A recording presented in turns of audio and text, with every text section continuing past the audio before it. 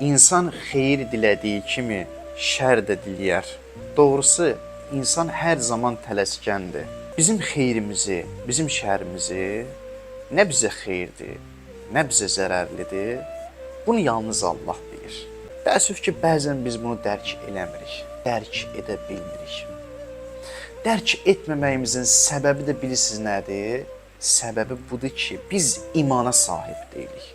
İnsan gözəl bir imana sahib olanda bütün işlərini Allaha həvalə edər, Allaha tapşırır. Öz xeyrimi, zərərimi bilə bilmərəm.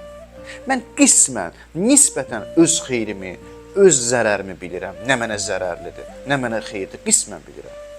Amma sən alimsən axı. Amma sən bütün həqiqətləri bilirsən axı. Amma sən bizi yaratmısan və bizi yaratmaqla bilirsən nə bizə zərərlidir, nə bizə xeyirlidir.